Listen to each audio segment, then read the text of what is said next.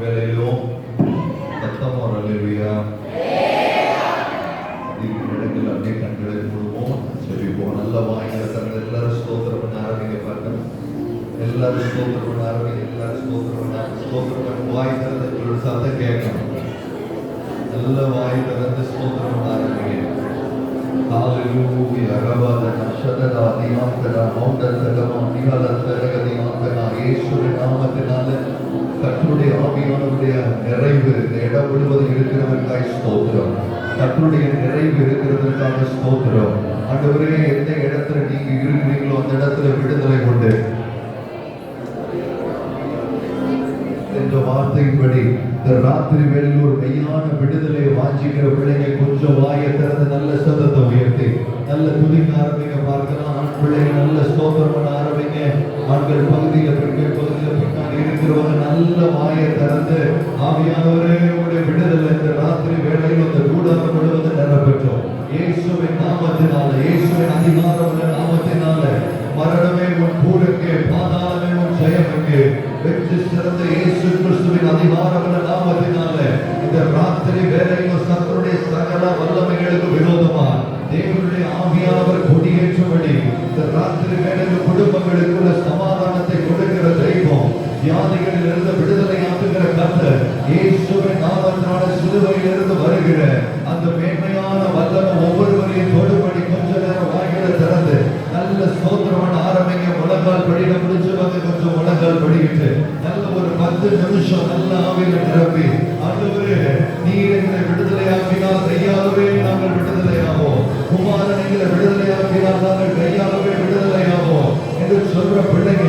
2 கண்களையும் மூடி 2 கைகளையும் வானத்துக்கு நேரம் உயர்த்தி கர்த்தருடைய விடுதலையை வாஞ்சிக்கிறவங்க கொஞ்சம் வாய்களை திறந்து இயேசுவின் நாமத்தினால இந்த ராத்திரி வேளையில் பொல்லாத கிரியைகளுக்கும் அந்தகாரத்தின் வல்லமைகளுக்கும் விக்கிரகத்தின் ஆவிகளுக்கும் இயேசுவின் நாமத்தினால இந்த ராத்திரி வேளையிலே பிள்ளைகளுடைய வாழ்க்கையில ஒரு விடுதலை உண்டாவதாக, ஒரு விடுதலை உண்டாவதாக. வியாதியின் பிடியில் இருக்கிற பிள்ளைகள், நீ எப்பேற்பட்ட வியாதிகள் இந்த இடத்துல இருந்தாலும் சரி, யெகோவா ரப்பாவின் சுகமளிக்கிற வல்லமை இந்த ராத்திரி வேளையில் கொடுக்கிறதற்கு உங்கள் அருகில் இருக்கிறது.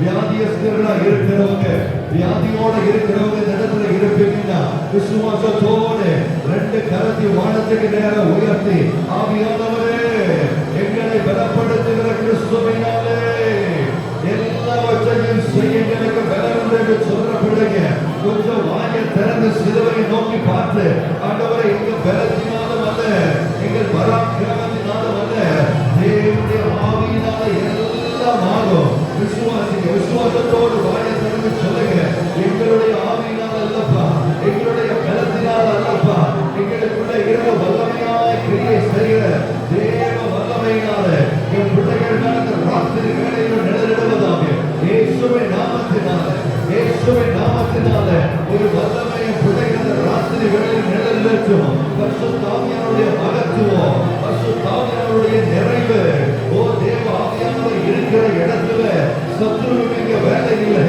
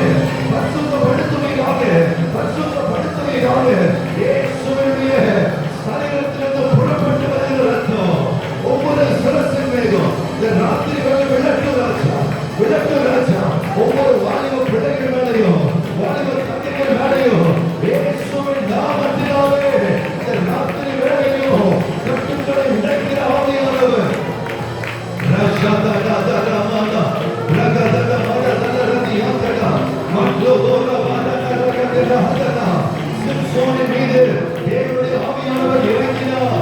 அவனை கட்டி வைத்திருந்த புது கயிறுகள் அடல்பட்ட நூலை போல தெரித்தது. இந்த ராத்திரி வேளையிலோ அத்தனை கட்டுகளையோ தெரிக்க பண்ணுகிற ஒரு வல்லமையுள்ள ஒரு தெய்வம் இடத்துல உலாவிக் கொண்டே இருக்கிறார். இடத்துல உலாவிக் கொண்டே இருக்கிறார். இடத்துல உலாவிக் கொண்டே இருக்கிறார். அவரால் விடுவிக்க முடியாத கட்டுகள் ஒன்றுமில்லை. இயேசுவின் நாமத்தினால, இயேசுவின் நாமத்தினால, இயேசுவின் நாமத்தினால சர்ப்பத்தின் வல்லமையை வெளியேறு, வெளியேறு, வெளியேறு, வெளியேறு, வெளியேறு. இயேசுவின் நாமத்தினால உனக்கு இந்த கூடாரத்திற்குள்ள இடமே இல்லை. இந்த கூடாரத்திற்குள்ள இருந்த இடம் இல்லை. இந்த கூடாரத்திற்குள்ள இருந்த இடம் இல்லை. இது கர்த்தருடைய பூமி. இது கர்த்தர் உலாவுகிற இடம். தேவன் தங்குகிற இடம். இது அவருடைய பரிசுத்த ஸ்தலம்.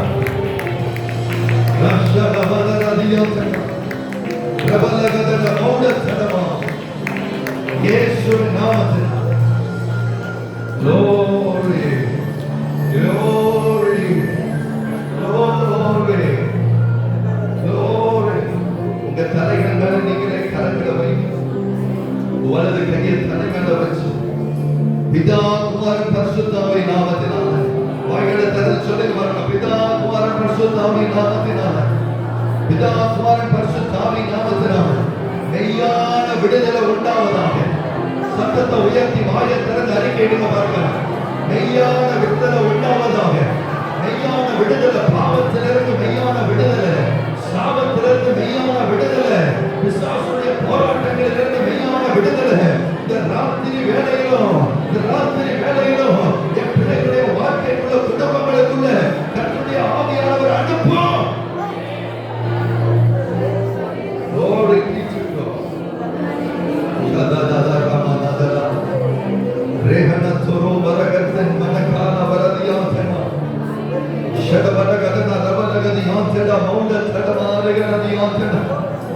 நான் எழும்பணும் ஆண்டவரே, நான் எழும்பணும் ஆண்டவரே. வலது கையை உயர்த்தி சொல்லுங்க. எங்களை எழும்ப பண்ணுகிற காற்று, எங்களை பலப்படுத்துகிற கிறிஸ்துவினால் எல்லாவற்றையும் எல்லாவற்றையும்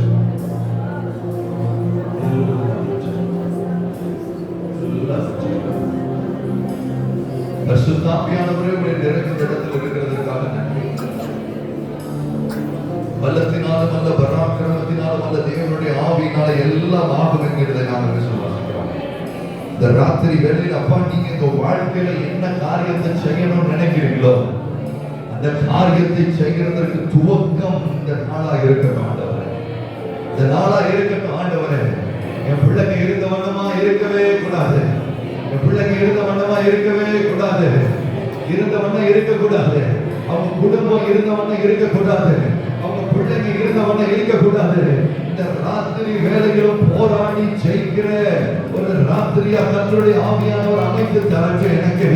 இந்த ராத்திரி வேளையிலும் யாக்கோபை குறித்து வேதம் சொல்லுகிறது. அவன் ராமுழுவதும் போராடினான். அவன் ராமுழுவதும் போராடினான். அதனுடைய விளைவு என்ன தெரியுமா?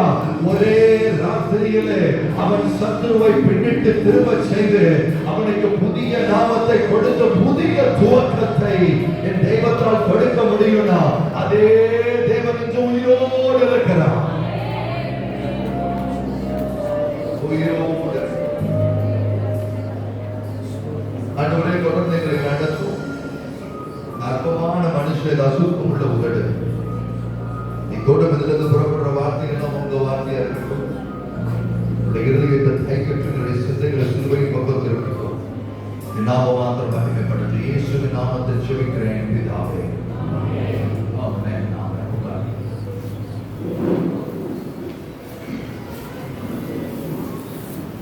வசனத்தை வாசிப்போம். அது மத்தேயு 7ஆம் அதிகாரம் 24, 25.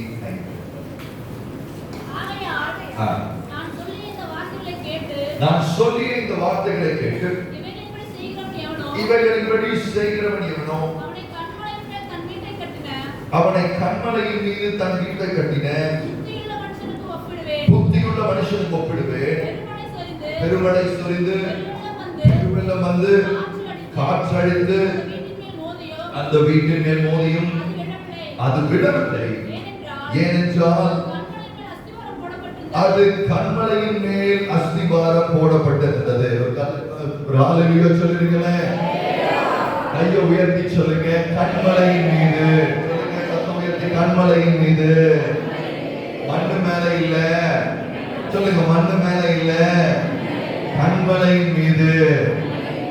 இயேசு சொல்லும் போது அற்புதமா ஒரு வார்த்தைகள் சொல்றாரு. என்ன சொல்றாருன்னா, நான் சொல்லிய இந்த வார்த்தைகளின்படி செய்கிறவன் எவனோ அவன் கன்மலையின் மீது கட்டப்பட்ட வீட்டுக்கு ஒப்பாய் இருப்பான். என்ன, யாரு கன்மலை மீது கட்டப்பட்டவன்?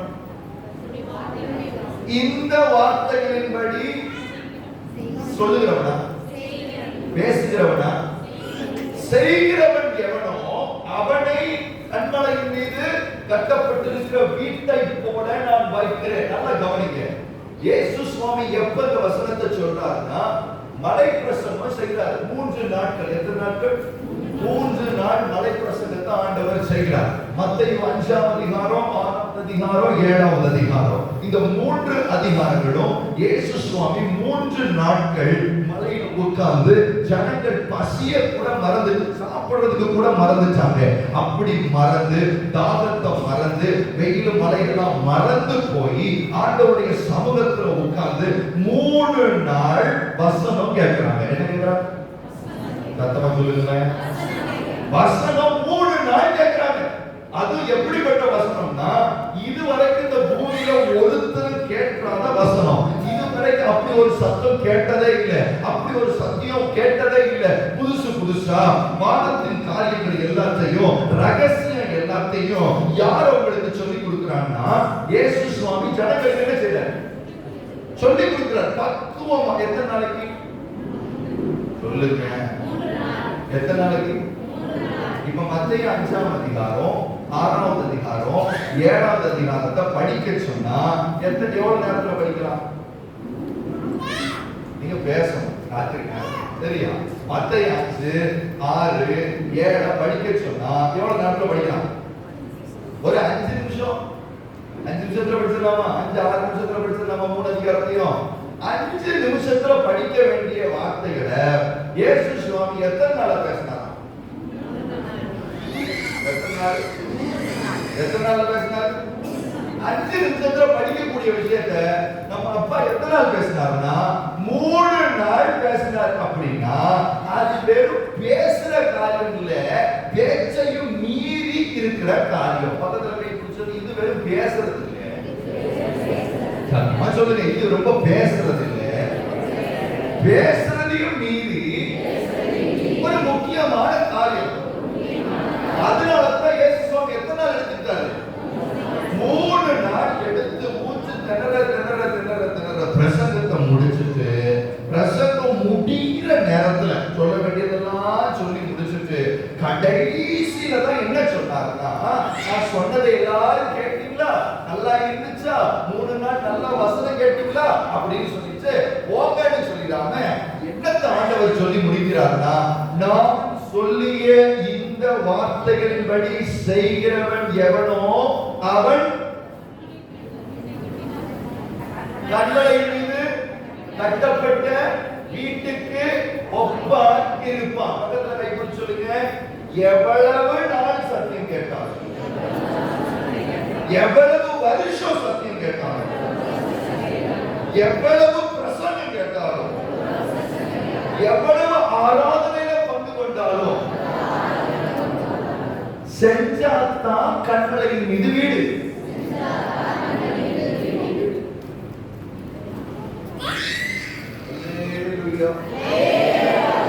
இயேசு சாமி பிரசங்கத்துக்கே அந்த நிலைமைன்னா, என் பிரசங்கம் எல்லாம் சும்மா. யார் பிரசங்கம்? ஏசப்பா பேசின பிரசங்கமே 3 நாள் பேசி முடிச்சிட்டு, நான் சொல்லிய இந்த வார்த்தைகளின்படி நடந்தா நீங்க எது மேல கட்டப்பட்ட வீடா இருக்கீங்கன்னா, நல்ல அஸ்திவாரம் கன்மலையின் மீது கட்டப்பட்டிருக்கிற வீட்டுக்கு ஒப்பா இருப்பீங்க. ஆனா வெறுமனே கேட்டுட்டு போறவங்களா இருந்தீங்கன்னா அப்படின்னா, இயேசுவுக்கு நல்லா தெரியும் இந்த கூட்டத்தை கொஞ்சம் தான் கேட்டன்படி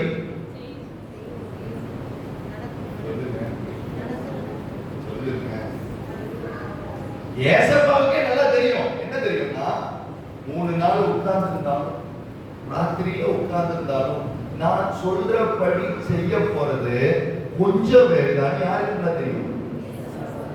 அதனாலதான் சொல்றாரு, இங்க பாருங்க, பிரசங்கத்தை கேட்ட உடனே உங்களுக்குள்ள பரிசுத்தமானங்கிற எண்ணம் வந்துடக்கூடாது. பக்கத்துல கை பிடிச்சு பார்க்கலாம். சீக்கிரம் நம்ம ஆன்லைன் பிரேயருக்கு வந்ததுனாலயோ இல்லைங்க, ஜெபத்துக்கு வந்ததுனாலயோ ஜெபத்துல உட்கார்ந்ததுனாலயோ இல்ல பிரசங்கத்தை கேட்கறதுனாலயோ நாம தெய்வத்தோட நெருங்கி இருக்கிறோம்ன்ற எண்ணம் மட்டும் வந்துட வேண்டாம்.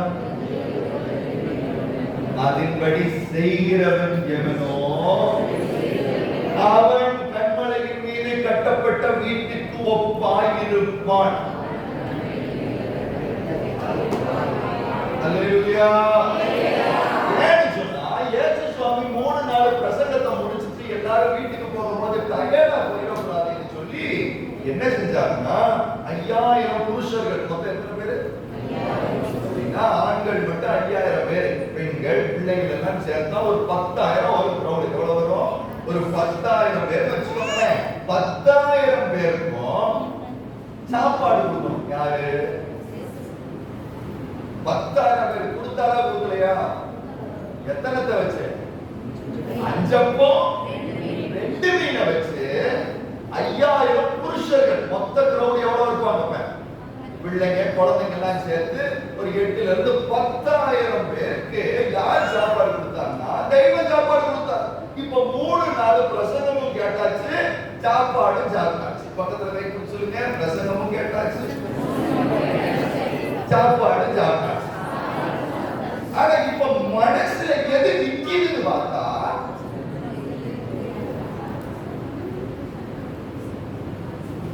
சிரிக்காம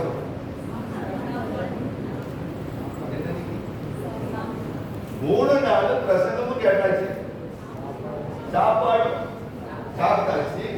மனசுல எது பதிஞ்சிருக்குன்னா பிரசங்கம் இல்ல, மீன் குழம்பு. என்ன குழம்பு இருக்கு? ஏன்னா ஏன் மீன் குழம்பு சொல்றேன்னா, ஏசப்பா திடீர்னு வேற ஊருக்கு போயிட்டாரு. வேற ஊருக்கு போன உடனே எல்லாரும் ஏசப்பாவை தேடி கப்பலுக்கு போலாம் புடிச்சு எங்க போயிட்டாரோ அப்படின்னு சொல்லி தேடி வராங்க. யார் தேடி? உடனே அங்க இருக்க சீஷர்கள் எல்லாம் பார்த்துட்டு பரவாயில்லையப்பா, நம்மளை விட இந்த ஜனங்களுக்கு இவ்வளவு அன்பு இருக்கே அப்படின்னு நினைச்சிட்டு இருக்கிற நேரத்துல ஏசப்பா என்ன தெரியுமா சொன்னாரு? இங்க பாருங்க, இந்த ஜனம் என் அற்புதத்தை பார்த்ததுனால வரல, அப்பம் புசித்ததுனால என்னை பார்க்கிறதுக்கு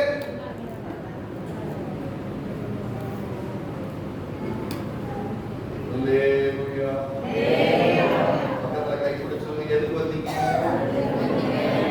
உண்மை கேளுங்க, எதுக்கு வந்தீங்க? வசனம் கேட்க வந்தீங்களா? இல்ல ஏதாவது கிடைக்கும் வந்தீங்களா? ஏசப்பா கிட்ட வந்தா கல்யாணம் ஆகும், ஏசப்பா கிட்ட வந்தா வீடு கிடைக்கும், ஏசப்பா கிட்ட வந்தா எல்லாம் வேலை கிடைக்கும், கிடைக்கும் தான். ஆனா அதை தாண்டி ஒண்ணு இருக்கு. என்ன? யாரிடத்துல போவோம்? ஆண்டவரே, ஜீவனுள்ள வசனம் உம்மிடத்தில் அல்லவோ உண்டு.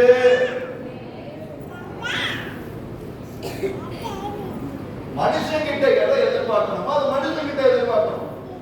தெய்வத்துக்கிட்ட எதை எதிர்பார்க்கணுமோ தெய்வத்துக்கிட்ட அதை எதிர்பார்க்கணும். மனுஷங்கிட்ட நீங்களும் நானும் எதை எதிர்பார்க்கலாம்னா அழிஞ்சு போற காரியத்தை எதிர்பார்க்கலாம். தெய்வத்துக்கிட்ட நீங்க எதிர்பார்க்கணும் எதை எதிர்பார்க்கணும்னா அழியாத காரியத்தை எதிர்பார்க்கணும்.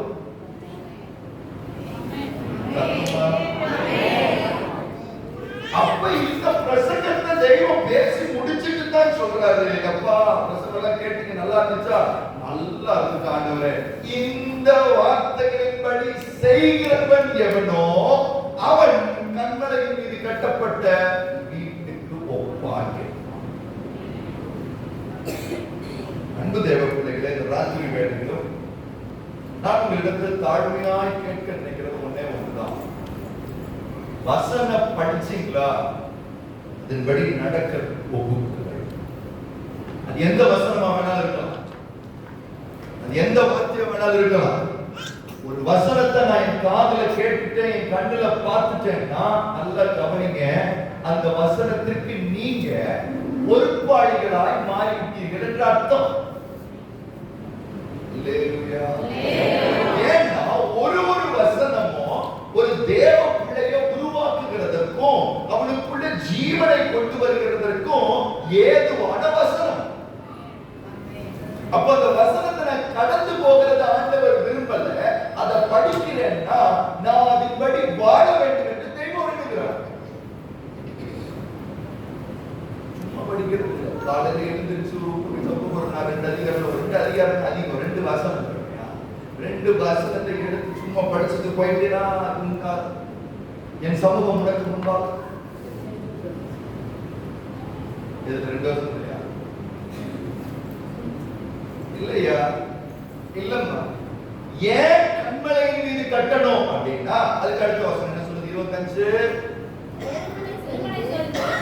பெருமழை சொரிந்து பெருவெள்ளம் வந்து காற்றடித்து அந்த வீட்டின் மீது மோதியும் அப்படின்னா என்ன அர்த்தம்? எதுக்காக கண்மலையின் மீது ஒரு வீடு கட்டணும்?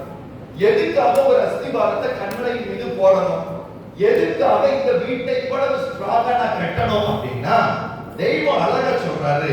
பெரும் மழை ஒண்ணு அடிக்க போது, காற்று ஒண்ணு அடிக்கும் போது, வேற அந்த வீட்டின் மேல வந்து என்ன செய்ய போகுது சொல்லுங்க? மோத போது. பக்கத்துல கை பிடிச்சு சொல்லுங்க. ஆண்டவர் முன்னமே சொல்றார். பெருவெல்லாம் அடிக்க போது, பெரும் காற்றும் அடிக்க போது, உங்க வீட்டின் மேல மோதவும் போது. மோதாதுன்னு சொல்லல. பக்கத்துல மோத பார்த்து சொல்லுங்க. மோதாதுன்னு சொல்லல. மோதியும் விழல.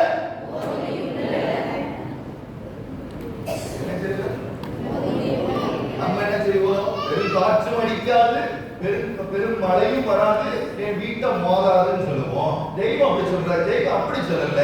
பெரும் காற்றும் வரும், பெரும் வெள்ளமும் வரும், அது உங்க வீட்டை சொல்லுங்க மோதுவோம். ஆனா அந்த வீடு என்ன செய்யாது? ஒரு இன்ஜினியர் வீடு கட்டுறாங்க. வீடு கட்டும் போது அஸ்திபாரத்தை எவ்வளவு தூரத்துக்கு ஆழமா போட முடியுமோ போட்டு இந்த அஸ்திபாரத்தை பயங்கரமா போட்டாரு. ஏன் அஸ்திபாரத்தை கட்டுறாரு அப்படின்னு கேட்டா, இந்த பூமியில பூமி அதிர்ச்சிகள் வரும், நிலநடுக்கம் வரும், இது சென்னையா இருந்துச்சுன்னா சுனாமி வரும். இதெல்லாம் வர்றதுனால அவருக்கு முன்னெச்சரிக்கையா என்ன செய்யறாருன்னா ஒரு நல்ல அஸ்திபாரத்தை கீழே போட்டு என்ன கட்டுறாரு? வீடு கட்டுறாரு. அப்ப ஆண்டவரும் அதே போல முன்னெச்சரிக்கை ஒரு காரியத்தை சொல்கிறார். என்ன சொல்கிறார்னா, பெருவெள்ளம் ஒன்று வரப்போகிறது, பெரும் காற்று ஒன்று அடித்து மோத போகிறது. அப்பொழுது ஒரு வீடு விழாம இருக்கணும்னா நீங்க எது மேல கட்டிடணும்? பெருவெள்ளம்னா என்ன? பெரும் காற்றுனா என்ன? எனக்கு வர்ற பிரச்சனை தம்பி, எனக்கு வர்ற போராட்டம் தம்பி, எனக்கு வர்ற வேதனை தம்பி. பக்கத்துல கை கொடுத்து சொல்லுங்க, யாருக்கு தான் இல்ல வேதனை? சொல்லுங்க, யாருக்கு தான் இல்ல வேதனை? யாருக்கு தான் இல்ல பிரச்சனை? யாருக்கு தான் இல்ல போராட்டம்? ஏசு அறிஞ்சவனுக்கும் பிரச்சனை இருக்கு, ஏசப்பாவுக்கு அறியாதவனுக்கும் பிரச்சனை. கம்மாள் பெருவெள்ளம் பெருங்காற்று குடும்ப சண்டை எல்லாம் மனசுக்குள்ள பெருவெள்ளம் பெருங்காற்று. இது பெருவெள்ளம் பெருங்காற்றா? இல்ல. இந்த வசனத்தினுடைய அர்த்தம் என்னன்னா, ஒரு நியாய தீர்ப்பு ஒன்று பூமிக்கு வரப்போகிறது. ஒரு நியாய தீர்ப்பு ஒன்று தேவ ஜனத்திற்கு வரப்போகிறது. ஒரு நியாய தீர்ப்பு ஒன்று இந்த பூமியில வாழ்கிற அத்தனை மக்களுக்கு நேராய் வரப்போகிறது. அந்த நியாய தீர்ப்பின் நாள் எப்படி இருக்கும் என்றால், பெரு வெள்ளத்தை போலவும் பெரும் காற்றை போலவும் ஒவ்வொரு வீட்டையும் அடிக்கும்.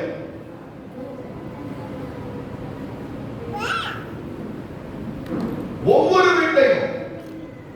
என் வீட்டு முதல் உங்க வீட்டு முதல் அந்த நியாய தீர்ப்பு எப்படிப்பட்டது? மகா பரிசுத்தம் உள்ள தேவன் தன்னுடைய நியாய தீர்ப்பை இந்த பூமியின் மேலே செலுத்துவார். அப்படி செலுத்தும் போது சொல்றாரு, சிலருடைய வீடு விடாது. ஏன் விடாதுன்னா அவர்கள் கண்மலையின் மீது கட்டியிருக்கிறார்கள். பக்கத்துல கை பிடிச்சுங்க. நீங்க மறந்து போன ஒன்ன சொல்றேன். நீங்க மறந்து போன ஒன்ன சொல்றேன். நியாய தீர்ப்பு நாள் என்று ஒன்று இருக்கிறது. நியாயம் தீர்க்கிறவர் ஒருவர் இருக்கிறார். சீக்கிரத்தில் வருகிறார். அவனவன் செய்த கிரியைகளுக்கு ஏற்ற பலன் அவரோட கூட வருகிறது.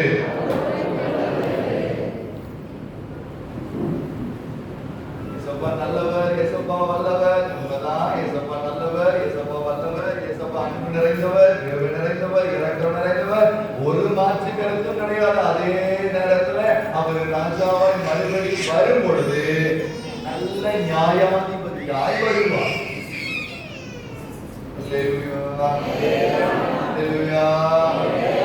அந்த பெருவெள்ளம் அடிக்கும் போது, அந்த பெருங்காற்று அடிக்கும் போது, உங்க வீட்டுல மோதும் போது நல்லா கவனிங்க.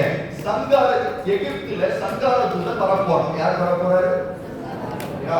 சங்கார தூதன் வரும் பொழுது மொத்த எகிப்துக்குள்ளேயும் அந்த சங்கார தூதன் வருகிறார். எந்த வீட்டையும் விடல. ஆனா எந்த வீட்டை மட்டும் கடந்து போனார்னா, ஆட்டுக்குட்டியினுடைய ரத்தம் எந்த வீட்டுல பூசப்பட்டிருந்ததோ அந்த வீட்டை மட்டும் தொடாம என்ன செஞ்சான்? அப்ப பக்கத்துல கை பிடிச்சு சொல்லுங்க, சங்கார தூதன் வீட்டுக்கு வராது, வீட்டை பார்க்கிறார். பார்த்துட்டு ரத்தம் இருந்தா போறாரு. நம்ம என்ன நினைச்சிட்டோம்னா, எங்க வீட்டுக்கு அவர் வரவே மாட்டார். பக்கத்துல பசங்க வரவே.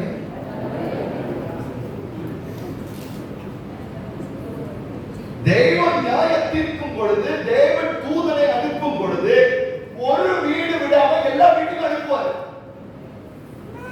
அந்த வீட்டுக்கு போய் தூதே ரத்தத்தை பார்த்தா என்ன செய்வாங்க? அதே மாதிரி தான் இந்த மொத்த பூமியிலே ஒரு பெரிய நியாய தீர்ப்பு வரும். அந்த நியாய தீர்ப்பு வரும் பொழுது அத்தனை வீட்டின் மேலையும் மோதும். அதுல எது கண்வளம் மேல கட்டி இருக்கோ அது நிற்கும். அல்லேலூயா. அப்ப இப்ப பக்கத்துல கை பிடிச்சு சொல்லுங்க, வீடு மாதிரி இருக்கீங்க.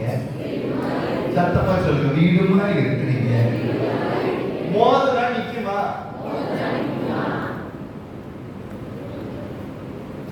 நிக்கும்னு சொல்ற ஆளா இருந்தீங்கன்னா அவர் சொல்லிய இந்த வார்த்தைகளின்படி செய்கிறவர்களாய் இருப்பீர்கள். பக்கத்துல கை பிடிச்சு சொல்லுங்க, நிக்கும்னு சொல்லிக்கல, வார்த்தையின்படி செய்கிறவர்களா நீங்க கேளுங்க. அதுக்கு நீங்களே பதில் சொல்லுங்க. நீங்களே முகத்தை பார்த்து பதில் சொல்லுங்க.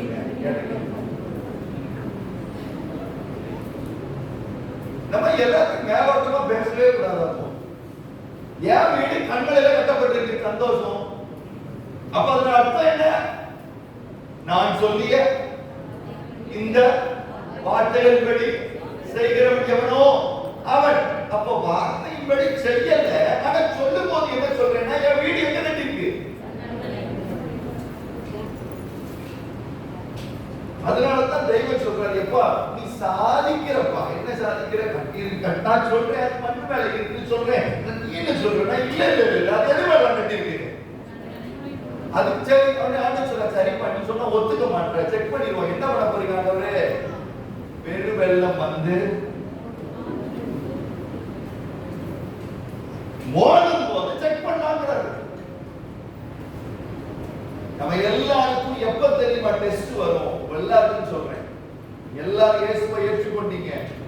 எப்பொழுது நாம நிற்கிறோமா இல்லையாங்கிறதுக்கான கேள்வி எப்ப வரும்னா, என்றைக்கு கர்த்தருடைய நாமத்தின் நிமித்தம் நீங்களும் நானும் உபத்திரவத்திற்கு உள்ள போக ஆரம்பிக்கிறோமோ அன்னைக்கு தான் ஒரிஜினல் எது? சொல்லுங்க சொல்லுங்க. அது வரைக்கும் எல்லாரும் ஒரே மாதிரியாக விசுவாசி, நான் விசுவாசி, நீங்க என்னோட ஃப்ரெண்டு, நான் உங்க ஃப்ரெண்ட், இதெல்லாம் இருக்கும். என்னைக்கு நான் ஒரிஜினல் டூப்ளிகேட்ங்கற டிஃபரன்சியேஷன் வரும்னா, என்னைக்கு மோதி அடிக்குதோ அன்னைக்கு தான் தெரியும் இது கண்மலை மேல கட்டினது, இது மண்ணு மேல. ஆனா வீடு பார்க்க ஒண்ணா இருக்கு. பக்கத்துல இப்படி சொல்லுங்க, வீடு பார்க்க ஒண்ணா இருக்கு. இன்னும் சொல்ல போனா மண்ணு மேல கட்டினதை காட்டிடும் மண்ணு மேல கட்டிக்கிறது ரொம்ப பிரம்மாண்டமா இருக்கு.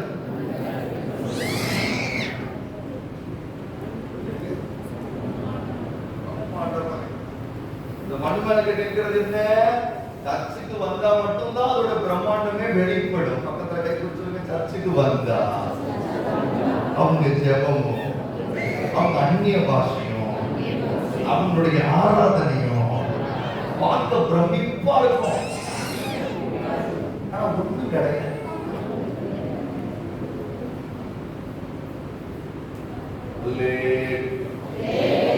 ஆனா இயேசு சுவாமி இந்த ராத்திரி வேளையில் நமக்கு சொல்றாரு, இல்ல இருக்கிற அத்தனை பேரையும், எவ்வளவு பிரச்சனைகள், எவ்வளவு போராட்டங்கள் கர்த்தருடைய நாமத்தின் நிமித்தம் வந்தாலும், நியாய தீர்ப்பு வந்தாலும், அவைகள் நிலைச்சு நிற்கிற வீடுகளாய் கர்த்தர் ஒவ்வொருவரையும் மாற்ற வருகிறார். ஒவ்வொருவரையும். அதனாலதான் இயேசு சுவாமி அழகா சொன்னார், என்னை நோக்கி கர்த்தாவே கர்த்தாவேன்னு கூப்பிடவே இல்லை, என் பிதாவுடைய சித்தம் செய்கிறவனே அல்லாமல் ஒருவன் பரலோக ராஜ்யத்திற்குள் பிரவேசிப்பது. நாமே சொல்லுகிறேன். சார், இப்ப இந்த அஸ்திவாரம் எங்க சார் இருக்கு அப்படின்னு கேட்டா, மேல இருந்தா பரவாயில்ல. எந்த அஸ்திவாரம் மேல இருக்கா? எங்க இருக்கு சொல்லுங்க கரெக்டா? எங்க இருக்கும்? கற்பாறை எங்க இருக்கும்? பூமிக்கு அடியில அந்த கற்பாறை ஒளிஞ்சு கிடக்குமா? அது மேல ஒட்டமா இல்ல, எங்க இருக்கு? அடியில இருக்கு. அப்ப அந்த கற்பாறையை முதல்ல நான் கண்டுபிடிக்கணும். பக்கத்துல கை பிடிச்சு, முதல்ல கற்பாறைய நான் கண்டுபிடிச்சாதான் அது மேல என்ன செய்ய முடியும்? கட்டவே. எனக்கு உள்ள கல்லு இருக்குன்னு தெரியும், தெரிகிறதுனால வீடு வந்துடாது. யாரு நம்முடைய கண்மல? சத்தமா இயேசு சாமி தான் என் கண்மல. அது எனக்கு தெரிகிறதுனால வீடு வந்துருச்சானா? இல்ல. ஏன்னா அந்த கண்மலை எங்க இருக்குன்னா, பூமிக்கு அடியில ஒளிச்சு கிடக்க, ரொம்ப அடியில கிடக்கு. அப்ப அந்த கண்மலை இயேசுக்கு தெரியும், மேல கட்டுறது இல்ல. அந்த கண்மலையை தேடி தோண்டி கண்டுபிடிச்சாதான் அந்த கண்மலை என்ன செய்ய முடியும்? வீட்டை. அதனாலதான் வசனம் சொல்லுது, வாசிங்க லூக்கா 6ஆம் அதிகாரம். லூக்கா 6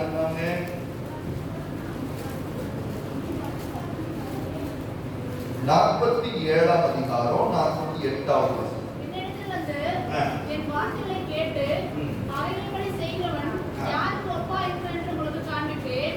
ஆழமாய் தோண்டி, என்னவாய் தோண்டி? ஆழமாய் தோண்டி கற்பாறையின் மேல் அஸ்திவாரம் போட்டு. அப்போ கவனிங்க, கற்பாறையை கண்டுபிடிக்கணும்னா ஈஸியாவே செஞ்சிட முடியாது. சொல்லுங்க சொல்லுங்க. அப்ப கற்பாறையை கண்டுபிடிக்கணும்னா என்ன செய்யணுமா? ஆழமா தோண்டினா தான் என்ன வருமா? கற்பாறையை கண்டே. அப்ப நீங்களும் நான் நினைக்கிறதோ இயேசுங்கிறதுக்கு பேர் தெரியும், அது மேல கட்டிட்டு போலான்னு விஷயம் இல்ல. இயேசுவை கண்டுபிடிக்கணுமா? என்னையா இது கொடுமையா இருக்கு இயேசுவை. அதனாலதான் தெய்வம் அழகா சொன்னார். என்ன சொன்னாருன்னா, இடுக்கமான வாசல்களை உட்பிரவேசிங்கள், கேட்டு போற வாசல் இருக்கு விரிவோ விசாலமா இருக்கிறது, அதை கண்டுபிடிக்கிறவர்கள் சிலர். அந்த இடுக்கமான வாசலை கண்டுபிடிக்கிறது யாரு? வெகு சிலர். அப்ப ஆழமாய் தோண்டுகிறதுனா என்ன அப்படின்னு கேட்டா, கர்த்தருடைய வசனம் பட்டயம் மாதிரி. இந்த வார்த்தை என்னது? பட்டயம். இந்த பட்டயம் உங்க இருதயமாகிய நிலத்தை தோண்ட. பக்கத்துல கை குறிச்சு சொல்லுங்க, இருதயமாகிய நிலத்தை தோண்ட. எப்படி தோண்டணும் சொல்லுங்க? வசனம் சொல்லுது, ஒரு வசனமா வீட்டுல போய் என்ன செய்யுங்க, படிங்க. ஆவியில் எளிமை உள்ளவர்கள் பாக்கியவான்கள். அந்த வசனம் இந்த நிலத்தை என்ன செய்யுது? ஐயோ, என்கிட்ட எளிமைன்னு ஒண்ணுமே சொல்லுங்க இல்லையே கொண்டது. அடுத்து சாந்த குணமுள்ளவர்கள் பாக்கியவான்கள். அப்படி ஒரு சம்பவமே நம்மகிட்ட இல்லையே, தோன்றுங்க. அடுத்த நிலைமை தோன்றுது. அடுத்து தன் சகோதரனை பார்த்து மூடனே என்று சொல்லுகிறவன் எரிகிறதுக்கு பாத்திரமானா ஐயோ, என் பையன் என்னுடைய சகோதரியும் பயங்கரமா திட்டுறனே தோன்றுங்க. இந்த வசனம் ஒரு வசனம் ஒரு மனுஷனை தோண்ட தோண்ட தோண்ட தோண்ட உள்ள இருந்து என்ன வரும் நினைக்கிறீங்க?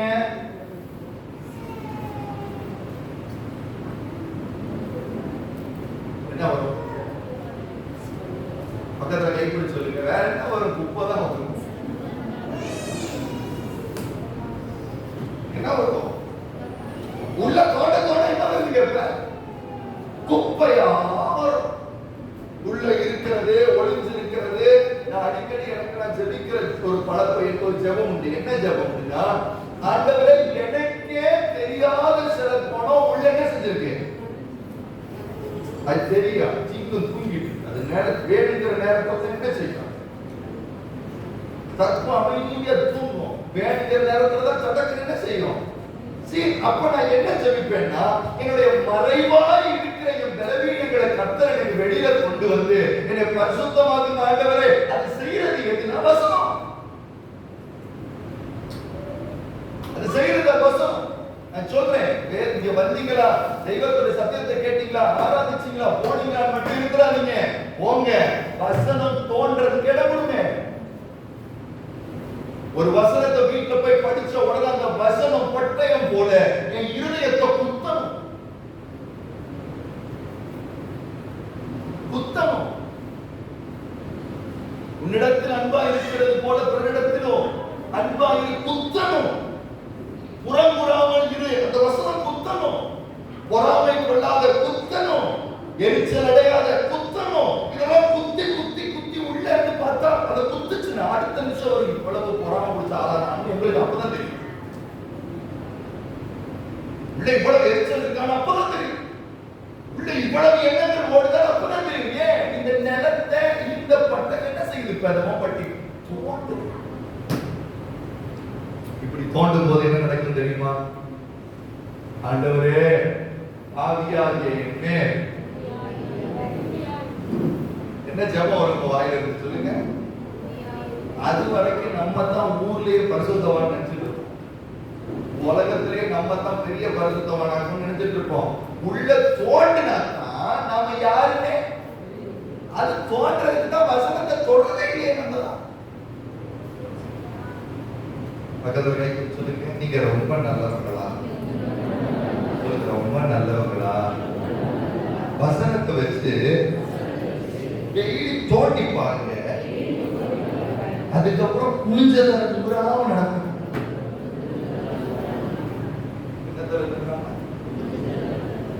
நான் எல்லாரும் ஜெபத்துக்கு போயிட்டு வெளியில வரும்போது சீங்கம் மாதிரி வருவாங்கன்னு சொல்லுவாங்க.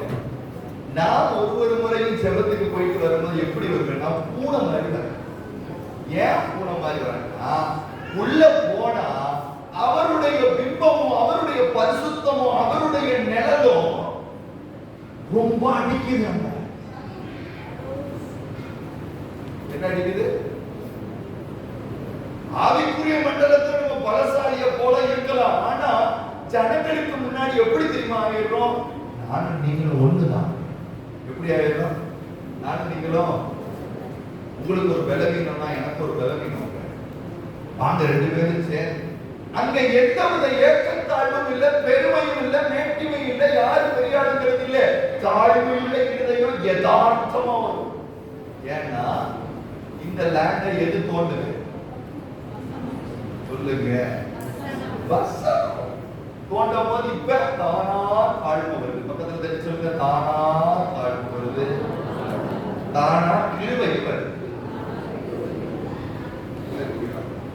இப்ப மனசுக்குள்ள ஒரு ஆசை. என்ன ஆசை வருது? ஐயா, எப்படியாவது என்னை சாந்தமாங்க, என்ன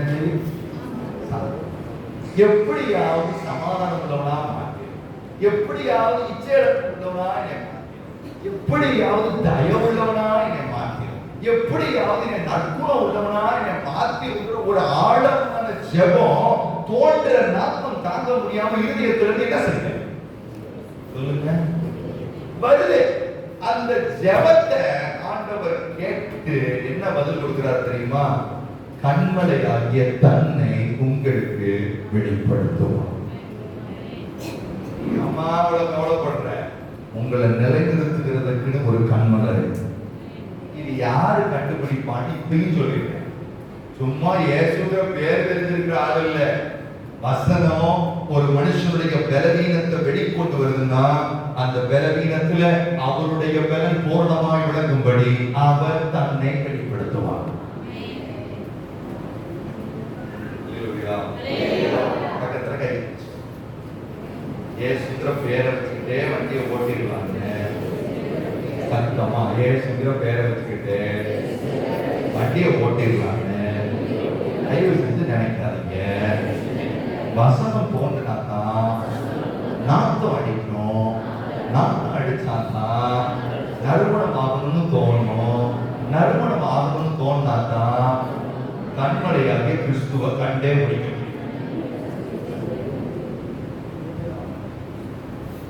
அல்லேலூயா. பலவீனனுக்கு தான் இயேசு தேவை. பலத்தாலிக்குள்ள எழுந்திருச்சு நிற்க முடியலையே சொல்றவனுக்கு தான் தெய்வம் தேவை. என்னை பலப்படுத்தும் சொல்ற ஆளுக்கு தான் தெய்வம் தேவை. என்னை பரிசுத்தத்தை மாத்துங்க ஆண்டவரேன்னு சொல்ற ஆளுக்கு தான் தெய்வம் தேவை. என்னை நீதியில நடக்க பண்ணுங்க ஆண்டவரே கெஞ்சுற ஆளுக்கு தான் தெய்வம் தேவை. அதை கேட்காத ஆளுக்கு தெய்வம் அவசியமே. மத்தியமேங்கிற ஒரு கூட எத்தனையோ பேர் ஏசு ஏசு ஏசு கத்திட்டு போறாங்க. ஒருத்தர் சத்தத்துக்கு ஏசு பண்ணிக்கல. ஆனா மத்தியமேங்கிற ஒரு குருடே தன்னுடைய சத்தத்தை உயர்த்தி இயேசுன்னு கூட்ட உடனே யாரு அந்த பக்கத்துல இருக்கா தெரியுமா? இயேசு. ஏன் எத்தனையோ பேர் இயேசுன்னு கூப்பிட்டாங்கல்ல, ஏன் நிக்கல? ஏன்னா இயேசுக்கு தெரியும் எந்த வார்த்தை இங்க இருந்து வருது, எந்த வார்த்தை இங்க இருந்து. அவனுக்கு கண்டிப்பா உதவி வேணும். அதனால இங்க இருந்து வெளியே வரும். என்ன இருதயத்துல இருந்து எசப்பா வருது. அதனால பைபிள் சொல்லுது, தன்னை நோக்கி கூப்பிடுகிறவர்களுக்கு, தன்னை நோக்கி உண்மையாய் கூப்பிடுகிறவர்களுக்கு அவர் சமீபமாக இருக்கிறார். ரெண்டையும் ஒரே வசனம் எழுதுறார். தன்னை நோக்கி கூப்பிடுகிறவர்களுக்கு சொல்லிட்டு அவரை யோசிச்சிருப்பார் தாவீது. அப்படி எழுத வேண்டாம். தன்னை நோக்கி கூப்பிடுகிறவர்களுக்கு அடுத்தன தன்னை நோக்கி உண்மையாய் கூப்பிடுகிறவர்களுக்கு அவர் யாரால உண்மையா கூப்பிட முடியும்? குழியில இருக்கிறவனுக்கு தான் உண்மையா சத்தம். யாருக்கு உதவி வேணுமோ அவன் தான் என்ன கேட்பான்? உண்மையா உதவி வேணுங்கிற நினைக்கிற ஆளுக்கு தான் உண்மையான சத்தம் வரும். உதவி எனக்கு தேவைன்னு சொல்ற ஆளுக்கு என்ன வராது? உண்மையான சத்தம் ஒன்றும் வராது. அப்படிதான் யாரை கண்டுபிடிக்க முடியும்னா கண்மலையாகிய கிறிஸ்து. கோபத்தை நிறுத்துவாரு, சமாதானமா வாழ வைப்பாரு, இச்சை அடக்கத்துல இருக்க வைப்பாரு. இதெல்லாம் நிலைவரப்படுத்துகிற ஒரு தெய்வம் உண்டு. ஆடிக்கிட்டே இருக்கு பாத்தீங்களா? 4 நாள் நல்லா இருக்கு, 5வது நாள் கொடுக்குறது. இந்த ஆடிக்கிட்டே இருக்கிற மாதிரி தெய்வம் விடுறது இல்ல. அதை நிலைவரப்படுத்துகிறார். எப்ப நிலைவரப்படுத்துகிறார்னா தோண்டிக்கிட்டே இருக்கிற ஆடு தோண்டிக்கிட்டே இருக்கிறார். ஆனா நாம என்ன செய்வோம்? நிலைவரப்படுத்துறதுக்கு விரும்பாம மன்னிப்பு மட்டும் கேட்டுட்டு ஈஸியா போயிடுவோம். பக்கத்துல சொல்லுங்க, நாம நிலைவரப்படுத்த விரும்புறதே கிடையாது. கோபத்திலிருந்து விடுதலை, கோபத்திலிருந்து விடுதலை, எரிச்சல் இருந்து விடுதலை, வன்மத்திலிருந்து விடுதலை, கசப்பிலிருந்து விடுதலையை வாங்கிக்காம மன்னிப்பை மட்டும் கேட்டுட்டு என்ன செய்யறது? நீங்க இன்னும் இயேசுவை கண்டே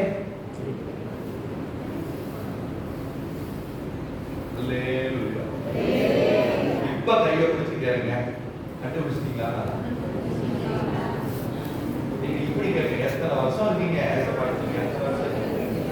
பதில் சொல்லுங்க. எத்தனை வருஷம் சொல்லுங்க? இத்தனை வருஷம் கண்டுபிடிக்காம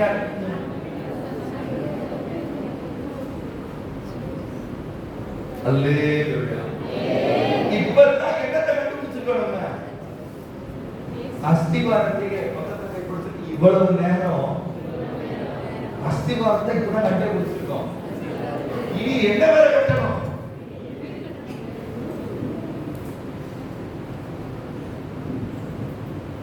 அப்ப யோசிச்சு கேட்கணும், அஸ்திவாரமே என்ன லெவல்ல? அடுத்து ஆண்டவர் சொல்றாரு, எப்பா அஸ்திவாரம் கட்டியாச்சா? அஸ்திவாரத்தை வந்து நிப்பாட்டியாச்சா? ஆமா ஆண்டவரே. அடுத்து என்னப்பா பண்ணா? வீடு கட்டணும் ஆண்டவரே. சூப்பர் தம்பி, வீடு யார் கட்டுறது? நீயே கட்டிக்கிட்டீங்க. நான் உங்களுக்கு காரியத்தை சொல்றேன், அஸ்திவாரம் இயேசுவா இருந்தா வீடும் அவர் தான் கட்டுவார். பக்கத்துல எப்படி சொல்லுங்க, அஸ்திவாரம் இயேசுவா இருந்தா வீடு கட்டுறது அவர் தான். அதையாவது நம்ம சொந்தத்துல கட்டலாம், அது முடியாது. அதனாலதான் அவருக்கு எழுதுறாரு, ஒருவன் பிதாவுடைய சித்தம் செய்கிறவனே அல்லாமல் ஒருவனோ பரலோக ராஜ்யத்திற்குள்ளே பிரவேசிக்க. அப்படின்னா வீடு கூட நான் என்ன செய்ய முடியாது, கட்ட முடியாது. என் விசுவாச வாழ்க்கையை நான் கட்ட வைக்க முடியாது. ஏன்னு சொன்னா, நல்லா கவனிங்க, நோவா ஆண்டவர் கூப்பிட்டு, நோவா ஒரு பெரிய அழிவு ஒண்ணு என்ன செய்ய போது வரப்போகுது, நீ ஒரு கப்பலை கட்டணும். அவர் குடிக்கிறார். ஏன்னா இதுக்கு முன்னாடி மழையும் வந்து கிடையாது, கப்பலையும் உடனே என்ன செய்யும் நிலவை ஆண்டவரே. உடனே தரிசனத்துல சும்மா ஒரு தரிசனத்துல நம்பி என்ன கப்பல் இது மாதிரி கட்டுன்னு ஆண்டவர் சொல்லிருக்கலாம். அப்படி சொல்லல. எப்படி சொன்னாரு? அளவு பக்காவா, அழகா அகலம் இவ்வளவு இருக்கணும், நீளம் இவ்வளவு இருக்கணும், உயரம் இவ்வளவு நீளம் இருக்கணும், உள்ள ரூம்ஸ் இவ்வளவு பெருசு இருக்கணும், டீல் பூசணும். அந்த அந்த கப்பலுடைய பிரம்மாண்டம் இன்ச்சு இன்ச்சா தெய்வம் எப்படி கட்ட முடியும்? யாருக்கு சொல்லி கொடுக்கிறாங்க? ஆண்டவருக்கு. ஏன் தெரியுமா? வரப்போற அலை எவ்வளவு பெருசுன்னு அவருக்கு தான் தெரியும். அதனால அந்த அலையில எவ்வளவு பெரிய கப்பல் கட்டினா நிக்கும்னோ அவருக்கு தான் பக்கத்துல கையெழுத்து சொல்லுங்க. மொத்தத்துல மோதுறதும் அவருதான், காப்பாற்றுறதும்.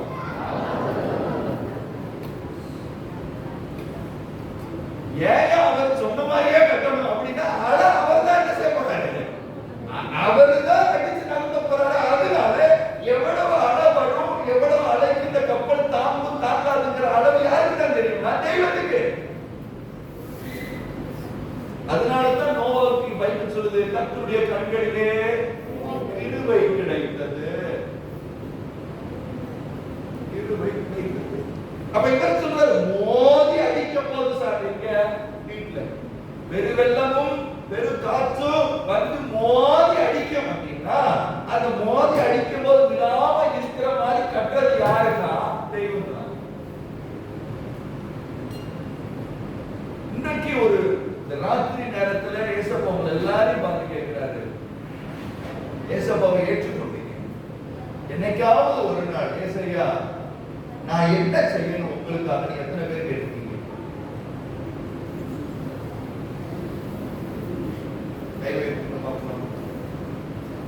நான் என்ன செய்யணும்? எப்ப வந்தாலும் என்ன செய்வீங்க? எனக்கு அடுத்து வேலை கிடைக்கணுமாக்கும், அடுத்து கல்யாணம் முடிக்கணுமாக்கும், பிள்ளைக்கு சேர்த்து வைக்கணுமாக்கும், அது பண்ணணுமாக்கும், இது பண்ணணுமாக்கும், முட்டு வழியாக்கும், கை வழியாக்கும். சரி, எனக்கு சந்தோஷம். அது அப்பா அம்மா என்னைக்காவது ஒரு நாள் ஐயா நான் உங்களுக்கு என்ன செய்யணும்னு நான் என்னைக்காவது கேட்டிருக்கேனா?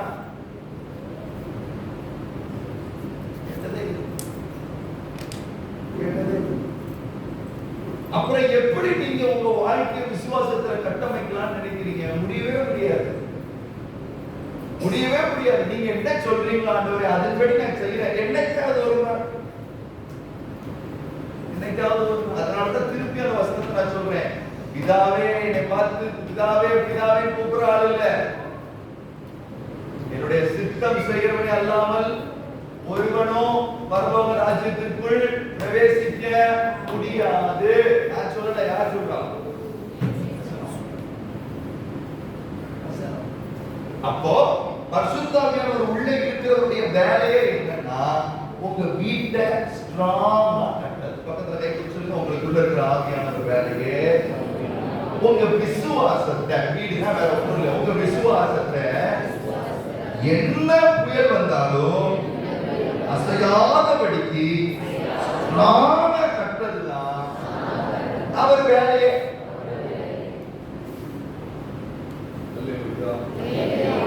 ஆனா இப்ப என்ன விஷயம்னா, ஆண்டவர் சொன்னாரு, நீங்களே நான் தந்தும் என்ன வார்த்தைங்களா இதை கேட்டோம்னா நம்ம நினைச்சிருவோம், அப்பா நம்ம யாரை தங்குற ஆலயமா இருக்கோம், ஆண்டவரே தங்குற ஆலயமா இருக்கிறோம்ப்பா அப்படின்னு நினைச்சு நீங்க தப்பு கணக்கு போட்டோம் கூட. நல்லா கவனி. மோசே என்ன பண்றாருன்னா, மலைக்கு போறாரு 40 நாள். போயிட்டு இறங்கி வரும்போது ஒரு திட்டத்தோட வராரு. என்ன திட்டத்தோட வராரு?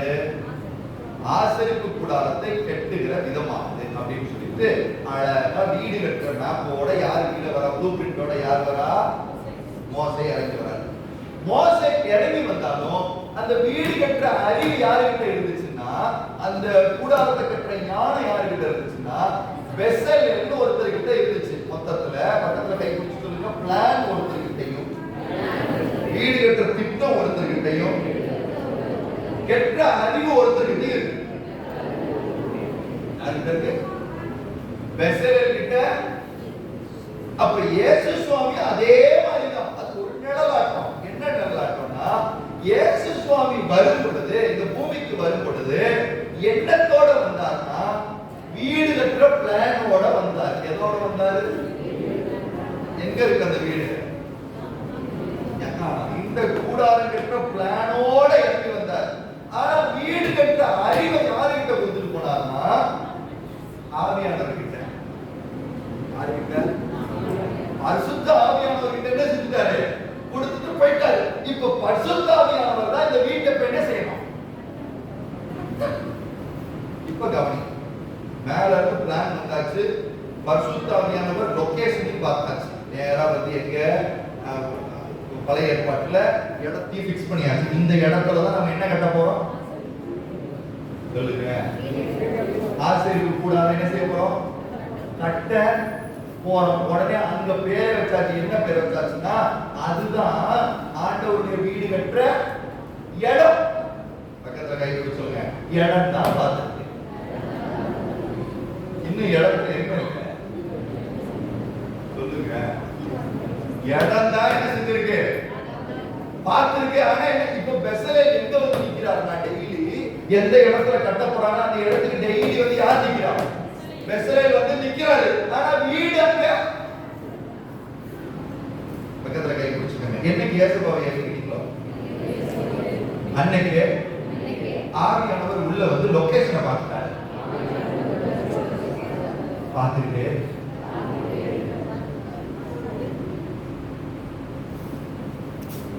என்ன பண்றாரு?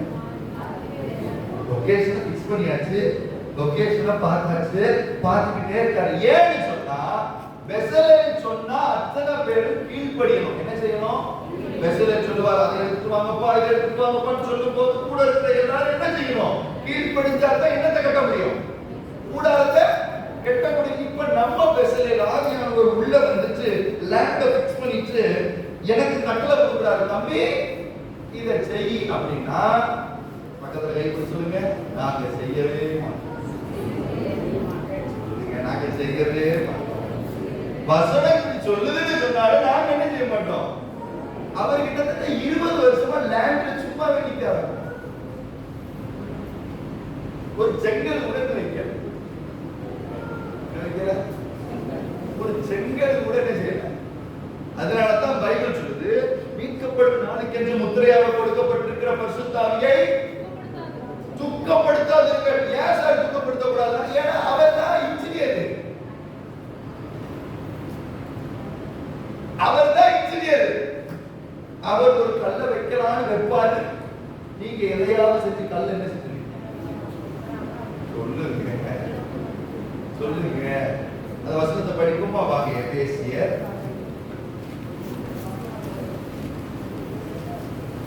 பேசியரா கலாத்தியர், அது எபேசியர் வாசிங்களே. அத எபேசியர் 4ஆம் அதிகாரம் 30 வாசிங்க. 30 வாசிங்க. 30 நீங்கள் மீட்கப்படும் நாளுக்கென்று முத்திரையாக பெற்ற தேவனுடைய பரிசுத்த ஆவியை துக்கப்படுத்தாதீர்கள். துக்கப்படுத்தாதீர்கள். நான் உங்களை பார்த்து கேட்கிறேன், பரிசுத்த ஆவியை துக்கப்படுத்துகிற காரியங்கள் என்ன? விபச்சாரம், தேசித்தனம், களவு, வேற என்ன? தாய் தகப்பனை கனப்படுத்தாமல் இருக்கிறது. இப்படி ஏதாவது இருந்துச்சுன்னா பரவாயில்ல, நீங்க அவ்வளவு தூரத்துக்குலாம் போகவே வேண்டாம். பரிசுத்த ஆவியை துக்கப்படுத்துகிறதற்கு, பரிசுத்த ஆவியை துக்கப்படுத்துகிறதுக்கு என்ன செய்யலாம் அப்படின்னு கேட்டா அதுக்கு அடுத்த வசனமே சொல்லுது. பசிங்க சகலவிதமான கசப்பும். கசப்பா? கசப்புலாமா அதை துக்கப்படுத்தும்? பக்கத்துல கை கொடுத்து சொல்லுங்க, அவ செஞ்சதை என்னால மறக்க முடியுமா? அர்த்தமா தான் சொல்லுங்க, அவன் செஞ்சதை என்னால மறக்க முடியுமா? கொஞ்சம் நிஜமாவும் செஞ்சாங்க. இவர் சொல்றாரு, என்னைய துக்கப்படுத்துகிற விஷயம் என்ன? நீங்க எதை ரொம்ப சின்னதுன்னு நினைக்கிறீங்களோ அதுதான் உங்களை கட்டுகிற பரிசுத்த ஆவியானவருக்கு என்னத்தை கொடுக்கலாம்? துக்கத்தை. சரி, அது பரவாயில்ல. அதுக்கு அடுத்து கோபம். பக்கத்துல கை பிடிச்சிருங்க. சாந்தமா இருக்கிறவங்க எல்லாம் கை பிடிச்சிருக்கீங்க. சரி, எனக்கு கோபம் வந்துச்சுன்னு வைங்க, மூக்குக்கு மேல வருமா? என்ன வருமா? மூக்குக்கு மேல வந்துதான் செய்யும். ஒரு செங்கல் கூட 20 வருஷம் என்ன செய்யும்?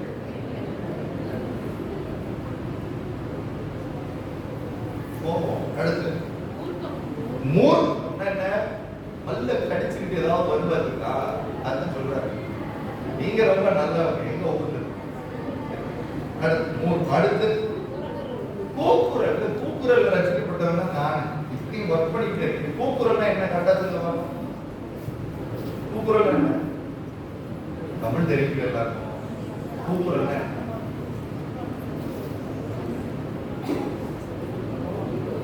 சத்தம் போட்டு பேசுறது. என்ன போட்டு பேசுறது?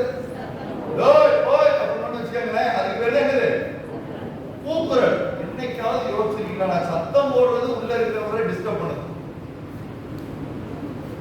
உள்ள இருக்கிற ஆளை நீங்க புரிஞ்சுக்கணும். சத்தம் போடுற வீட்டுல நீங்க ரொம்ப நல்லா இருக்கீங்க, அது என்ன செய்யுதுன்னா உள்ள இருக்கிறவரை கட்ட விடாம நிறுத்துதா? எது?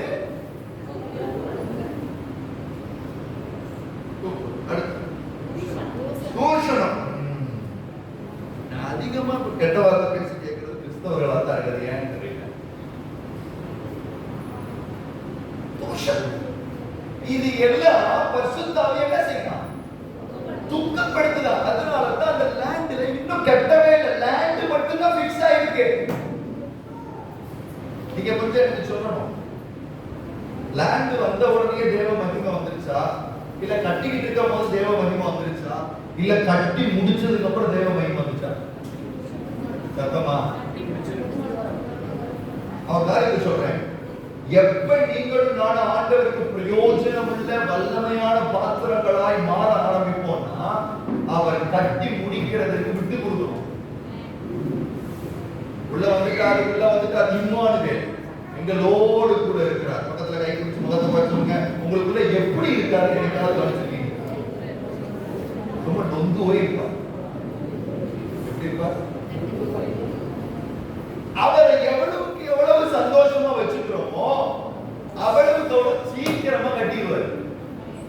சீக்கிரமா கட்டிட்டாருன்னா அவருடைய மகிமை உங்க மேல வந்துடும்.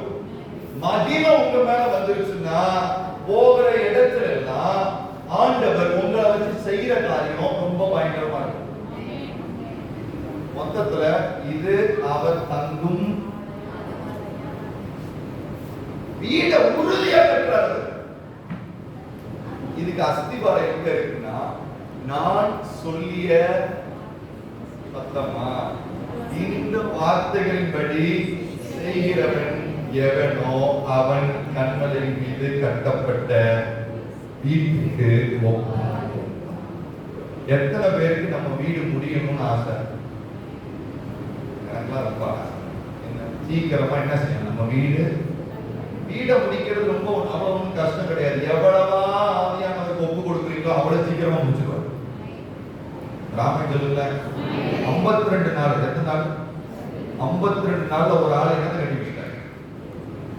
ஆலயத்தை பிரம்மாண்டமா வேற எத்தனை நாள்? வாய்ப்பே கிடையாது. வாய்ப்பே கிடையாது. ஒரு மனுஷன் தேவ ஆவியினால நிரப்பப்பட்டிருக்கிற ஒரு மனுஷன் 52 நாள்ல கட்ட முடியுமா? தேவ ஆவியானவரே உள்ள இருந்து கட்டுறாருன்னா அதை விட சீக்கிரமா கட்டுவார். அதுக்கு நான் என்ன செய்யணும்னா ஒப்பு கொடுத்துட்டே இருக்கணும்.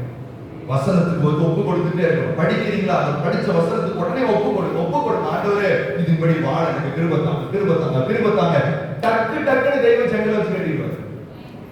கட்டிட்டாருன்னா இந்த வீடு எங்கெல்லாம் போகுதோ அங்க எல்லாம் கர்த்தர் வருவார். எங்கெல்லாம் போகுதோ அந்த வீட்டுக்குள்ள ஆசீர்வாதம் வரும். எங்கெல்லாம் போகுதோ அந்த வீட்டுக்குள்ள சமாதானம் வரும். எங்கெல்லாம் போகுதோ அந்த இடத்துல அற்புத அடையாளங்கள் நடக்கும். அப்படி ஒரு வீடு எத்தனை பேர் வீடு மாறும்? அல்லேலூயா, அல்லேலூயா. பக்கத்துல கை கொடுத்து சொல்லுங்க, உங்க வீடு இப்படி ஆகணும்னு ஏசப்பா அந்த ராத்திரி விரும்புறார். வாசிக்கிற பிள்ளைங்க எல்லாம் இடத்துல இருக்குமா? நான் சரி. ஹalleluya, ஹalleluya, ஹalleluya. கொஞ்சம் இருதயத்தை திறந்து விட்டு கொடுத்த ஆண்டவரே உங்க வசனத்தை இனிமே நாங்க கேட்கிறவங்களா இல்லப்பா, அதுபடி செய்கிறவங்களா கர்த்தர்களை மாற்றும். நல்ல வாய் திறந்து கேட்க பார்க்கலாம். சத்தத்தை உயர்த்தி ஹalleluya, ஹalleluya, ஹalleluya. நல்ல கொஞ்ச நேரம் கேளுங்க, வாய் திறந்து கேளுங்க. Thank you Father, thank you Father. Hallelujah. ரதனமன ஷபரகதட அதியாந்த ஆண்டவரே இந்த வீட்டை நீங்க கட்டணும்ப்பா.